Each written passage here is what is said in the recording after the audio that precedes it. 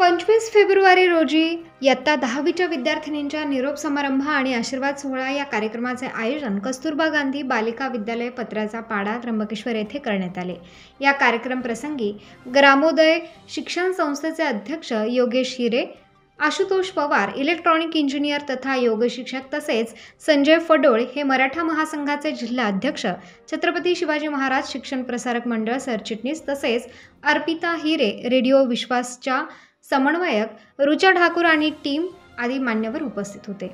या कार्यक्रमात इयत्ता 10वीच्या विद्यार्थिनींनी आपले मनोगत व्यक्त केले तसेच कवितेचे सादरीकरण केले। त्याचप्रमाणे आशुतोष पवार यांनी मार्गदर्शनपर भाषण केले। कुमारी अर्पिता हिरे यांनी विद्यार्थिनींना भावी वाटचालीसाठी शुभेच्छा व्यक्त केल्या। तसेच रेडिओ विश्वासच्या समन्वयक रुचा ठाकूर यांनी त्यांच्या कार्यक्रमाविषयी आणि इतरही बाबींवर माहिती दिली। सापशिडीचा खेळ आणि इतरही मनोरंजनात्मक खेळ विद्यार्थिनींसोबत घेतले। कार्यक्रमाचे प्रास्ताविक विद्यालयाच्या मुख्याध्यापिका स्वाती आहेर यांनी केले, तर सूत्रसंचालन इयत्ता 9वीच्या विद्यार्थिनी ईश्वरी बेंडकोळी आणि पार्वता वळवी यांनी केले। आभार प्रदर्शन मोनिका खिरारी हिने केले। इयत्ता 10वीच्या निरोप समारंभाचे संपूर्ण नियोजन इयत्ता 9वीच्या विद्यार्थिनींनी केले। अशा प्रकारे कार्यक्रम उत्साहात साजरा करण्यात आला आहे।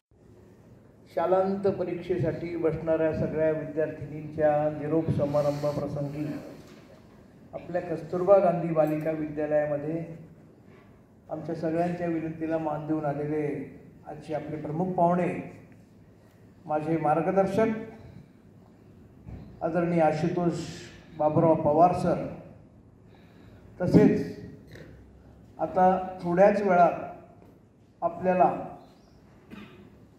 काही प्रबोधन करण्यासाठी रेडिओ विश्वासची टीम या ठिकाणी आलेली आहे की अतिशय मनोरंजनात्मक पद्धतीने तुमचं प्रबोधन करणार आहे आणि त्या मनोरंजनात्मक प्रबोधनामधनं तुमच्या आयुष्याचे खूप महत्त्वाच्या गोष्टी तुम्हाला त्यातनं शिकायला मिळणार आहे।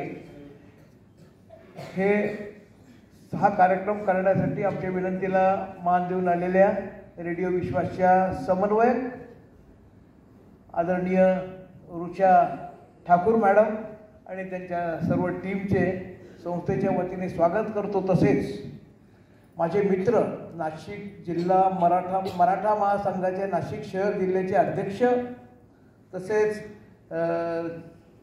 शिवाजी महाराज शिक्षक प्रसारक मंडळ मखवालाबाद याचे सन्माननीय सरचिटणीस, सार्वजनिक वाचनालय मखवालाबादचे संचालक आणि मखवालाबाद मराठा समाज विकास संस्थेचे अध्यक्ष आणि आधी सगळ्यांचे जगमित्र म्हणजे संजीव भाऊ फडोळांबद्दल काय सांगायचं, ते कुणाच्याही सुखादुःखामध्ये नेहमी हजर असतात। म्हणजे नाशिक शहरामध्ये जर मी 100 कार्यक्रम अटेंड केले असतील तर त्याच्यामध्ये 90 कार्यक्रमामध्ये मला संजीवभाऊ भेटतात। इतके ते समाजाशी एकरूप झालेलं असं व्यक्तिमत्व आज आपल्याला या ठिकाणी लाभलेले। त्यांना मी विनंती केली तुम्ही आमच्या विद्यार्थिनींना मार्गदर्शन करा, पण त्यांनी त्या गोष्टीला अतिशय विनम्रपणे नकार दिला।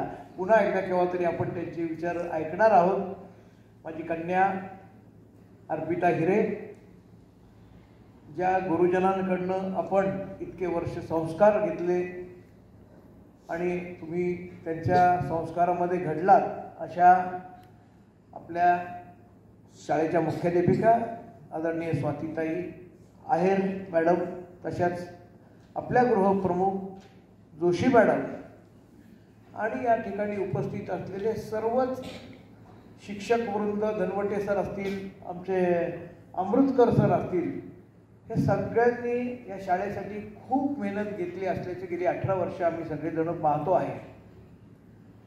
आज आपल्याला प्रमुख पाहुणे लाभले आशुतोष पवार। गेले अनेक दिवस मला इच्छा होती की पवार सरांना आपल्या कुठल्या तरी एखाद्या युनिटमध्ये आपण नेलं पाहिजे, की आम्ही बाहेर भेटत असतो, आम्ही वेगवेगळ्या विचारांची देवाणघेवाण करत असतो, विविध विषयांवर बोलत असतो आणि त्याच्यातनं आपल्याला एक व्यक्तीची IQ लेवल कळते, त्याचा व्ह्यू कळतो आणि असा व्ह्यू आणि एवढं परिपक्व, एवढं प्रगल्भ असलेलं व्यक्तिमत्व आपल्याला मार्गदर्शक किंवा प्रमुख पाहुणे म्हणून लागलं तर तो आपलं भाग्यच असतं। म्हणूनच मी आशुतोष पवार सरांना विनंती केली होती। आता आपल्या प्रास्ताविकामध्ये मॅडमनी सांगितलं की आपल्या संस्थेचं ब्रीद वाक्य आहे ग्रामोदयात राष्ट्रहितं प्रवर्तते। खरं बघा, आता संत तुकडोजी महाराज असतील किंवा आम्ही ज्या विचारसरणीने काम करतो त्या विचारसरणीचे जनक असलेले आमचे आदरणीय पंडित दीनदयालजी उपाध्याय असतील की ज्यांनी एकात्म मानवतावादाचा सिद्धांत आपल्या सगळ्या देशासमोर मांडला आणि त्यावरती आजही आपलं भारत सरकार मार्गक्रमण करत असताना भारताच्या म्हणजे देशातल्या शेवटच्या घटकापर्यंत सर्व काही सुविधा, मग त्या आरोग्य सुविधा असो, त्या शिक्षणाच्या सुविधा असो किंवा त्या इतर कुठल्या कृषीविषयक असो, शेवटच्या घटकापर्यंत त्या सुविधा पोहोचल्या पाहिजे. शेवटचा घटक हा समृद्ध झाला पाहिजे असा तो एकात्मता मानवतावादाचा सिद्धांत आपल्याला सांगतो आणि त्याला अंत्योदय असं आपण म्हटलेलं आहे.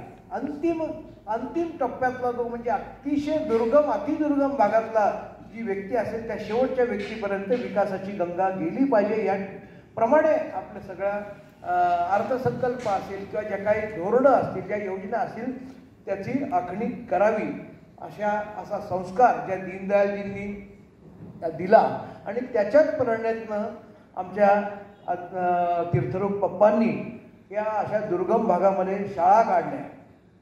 सर मला सांगायला त्या बाबतीत तो अवॉर्ड ॲक्च्युली माझ्या मम्मीला होता, कारण की त्याच्यात माझं काही मम्मीनी सकाळी तयार करून शाळेत पाठवण्यापर्यंत ते जे युद्ध होतं तो मम्मीनी तो जिंकला होता. तर त्याचा अवॉर्ड तो मम्मीला होता. पण स्टील आम्ही परफॉर्म केलं होतं. मग तो फेअरवेल आता लगेच मला आठवला तुमचा फेअरवेल बघून. आणि आम्हाला पण असंच आमच्या जे ज्युनियर्स असतात, जे 9th स्टँडर्डचे जे मुली, त्यांनी आम्हाला सेंड ऑफ दिला होता, आम्हाला फेअरवेल दिलं होतं. कारण की असं असतं की आपण रिले रेस माहिती आहे सगळ्यांना. रिले रेस आपण त्याच्यामध्ये एक जो रनर असतो तो पळतो. मग तो समारंभ म्हणण्याऐवजी पुढचं पाऊल या कार्यक्रमाला आपल्याला लाभलेले अध्यक्ष योगेशदादा हिरे, संजीवभाऊ फडवळ, अर्पिताताई, ठाकूरताई, आहेर मॅडम, जोशी मॅडम, सगळे शिक्षकवृंद आणि विद्यार्थिनी मैत्रिणींनो, आत्ता मी इथं बसल्यानंतर जेव्हा तुमच्या समोर आलो तोपर्यंत फार काही असं वेगळं वाटलं नाही.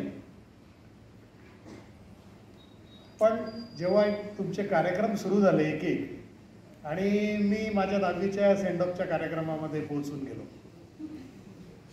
म्हणजे ते स्वागत गीत, अगदी 6वीपासून आम्ही त्या स्वागत गीताच्या ग्रुपमध्ये असायचो आणि तो त्या सुरामध्ये ते गाणं म्हणणं, माझे सर पण आठवले मला, पेटी वाजवणारे सर पण आठवले. तर मी पूर्ण शाळेचं जीवन जे आहे ते जगलो. तुमच्या ह्या सगळ्या ज्या काही आत्ता कार्यक्रमामध्ये वेगवेगळ्या ॲक्टिव्हिटीज होत आहेत.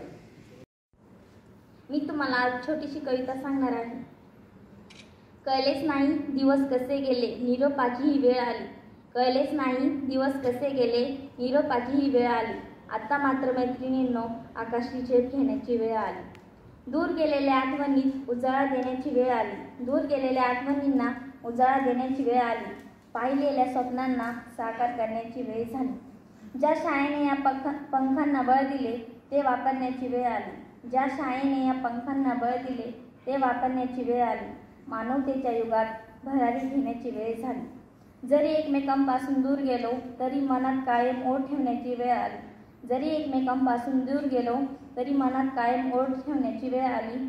आयुष्याच्या वाटेवर भेटलोच तर देशिंबंद जपण्याची वेळ झाली. ज्या गुरुजनांनी सन्मान मार्ग दाखवला त्यावर चालण्याची वेळ आली. ज्या गुरुजनांनी सन्मान मार्ग दाखवला त्यावर चालण्याची वेळ आली. कठीण प्रसंगातही सकारात्मकतेने पुढे जाण्याची वेळ आली. न बोलताही खूप काही ओळखण्याची जाणण्याची वेळ झाली. न बोलताही खूप काही ओळखण्याची जाणण्याची वेळ झाली.